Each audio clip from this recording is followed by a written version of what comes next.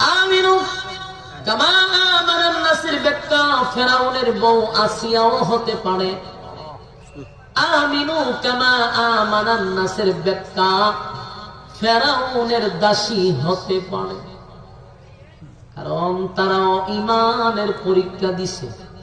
তারাও ইমানের পরীক্ষা দিছে রে। ইমানের পরীক্ষায় তারা 5 ডিভিশনে পাস করছে। পরীক্ষায় উত্তীর্ণ হওয়ার কারণে আল্লাহ তাদেরকে বুঝাইছে, আমিনু কামা আমানান নাস, তোমরা ঈমান আনো ওই মানুষদের মতো যারা ঈমানের জন্য জীবন দিছে কিন্তু ঈমান বিক্রি করে নাই। আমার যুবক ভাইরা, দাবি করার নাম ঈমান হয় না। বেনামাজিও দাবি করে ঈমানদার, সুদখোর ঘুষখোর সবাই দাবি করে ঈমানদার, কিন্তু দাবির বেলায় আল্লাহ জান্নাত দিবে না। আমাদের কাছে যদিও ঈমান মাপার থার্মোমিটার নাই, কিন্তু আল্লাহর কাছে আছে না নাই? আছে।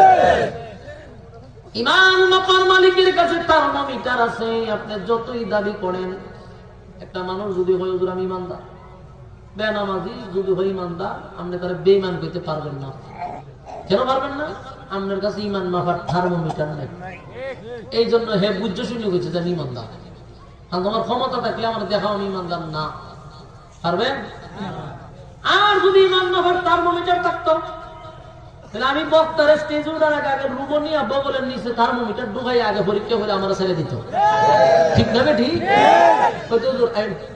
যেহেতু আপনি আইসবেন, আপনার বগল তুলে আলগি দেন, আলগে দিলাম, থার্মোমিটার ঢুকাই দিচ্ছে। কতক্ষণ পরে ঠান্ডা পানি হলে তো ইমান তো লাল বাতি জ্বলে, তো ওয়াজ হইতো না। আমি গেলাম বলে কোন বিশ্বাস যদি একটু মুড়ি করলে ফিসাবের কাছে মুড়ি দিবার আগে হইতো মুড়ি দম আপনার কাছে, কিন্তু বগলের নিচে ডালকে দেন। ওই ইমাম সাহেবের ফিসাবের বগলের নিচে থার্মোমিটার ঢুকাই দিত। মাইকটা আগে দেখতো ইমান কত আছে, এরপরে মুড়ি দিত। মাইকটা ইমান দেখতো, এরপরে ওয়াজ শুনতো। মাইকটা ইমান দেখতো, এরপরে নেতার কাছে যাইতো। কথা কোন ঠিক? কিন্তু আল্লাহ আমরা এই থার্মোমিটার দিচ্ছেন, এটা একটা বালা কাম করছে। ঠিক না বেটি?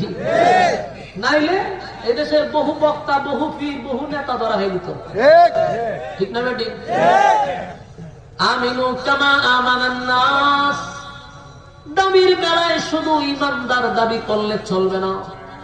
ঈমানদার তুমি ঈমান আনো ওই মানুষদের মতো যারা ঈমানের জন্য জীবন দিছে কিন্তু ঈমান দেয় নাই।